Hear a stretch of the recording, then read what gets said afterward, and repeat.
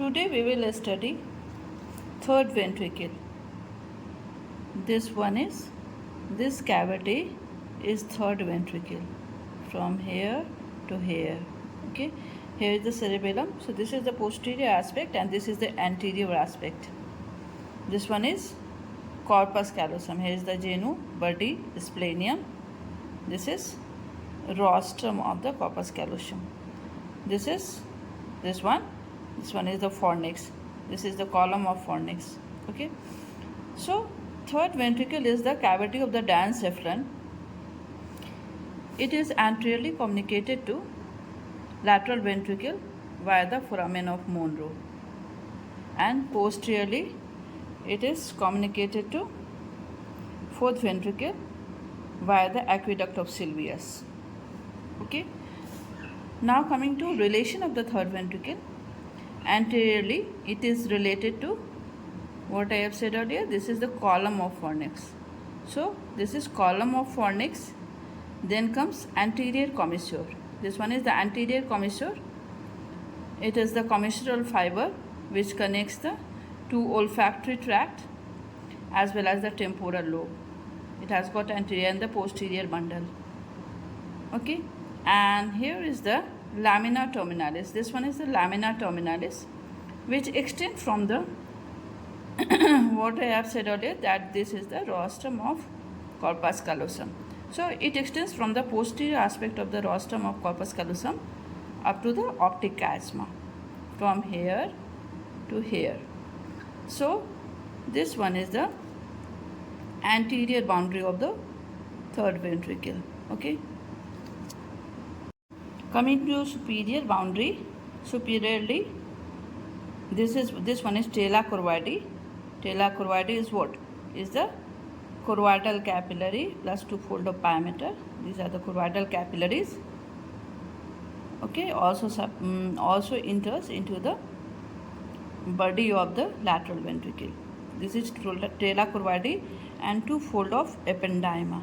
Here is the two-fold of ependyma, you can say ependyma. Ependyma is the specialized epithelium of the ventricular system as well as the central canal of the spinal cord.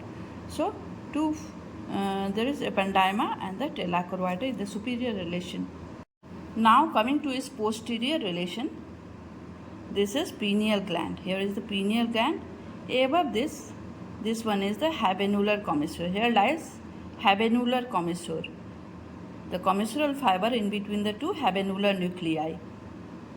Okay, and this is pineal gland. These are the two limbs of the pineal gland through which it is suspended from the posterior wall of the third ventricle. Okay, these are the two limbs of the pineal gland. This is the pineal gland. Okay, and here lies the posterior commissure, the commissural fiber connecting the two pretectal nuclei, Edinger, Westphal nucleus, superior colliculus, medial longitudinal fasciculus.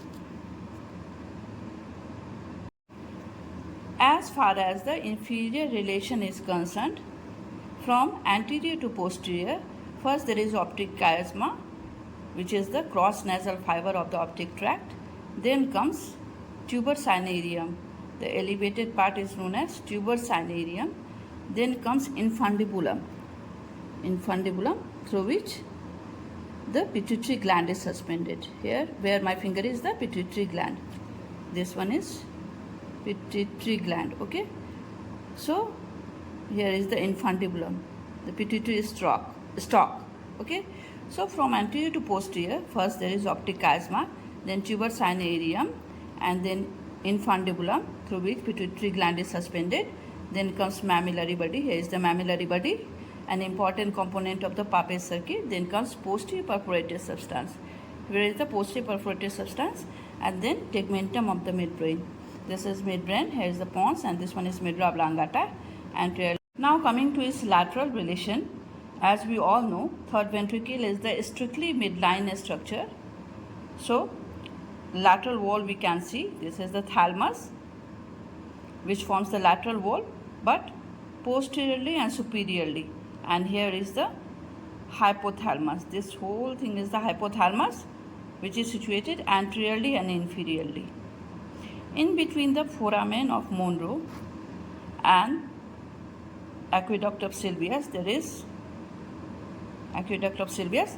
This one is the hypothalamic sulcus. Okay, so lateral wall of the third ventricle is formed by the thalamus, hypothalamic sulcus, and hypothalamus. And as far as the medial relation, as this is the inline structure, only few fibers of both thalamus crosses each other, and this forms the interthalamic adhesion. This one is the interthalamic adhesion, which you have to write in the medial relation. Now coming to races of the third ventricle, it is PICS, P-I-C-S. P for pineal races, that in between the two limbs of the pineal gland, this space is known as pineal races. I for infundibular races. This is our pituitary gland and this is the infundibulum.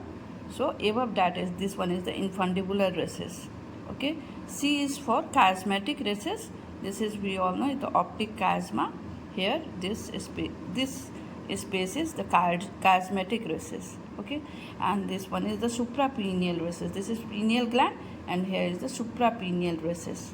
Okay, so races of third ventricle, it is PICS, pineal races, I for infundibular races, C for chiasmatic races, and S for suprapineal races.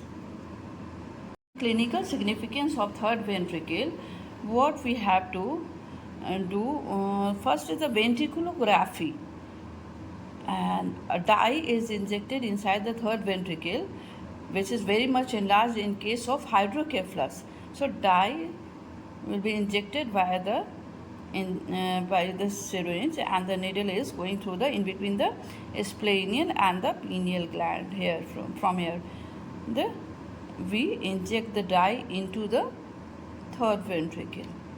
So ventriculography in case of hydrocephalus patient.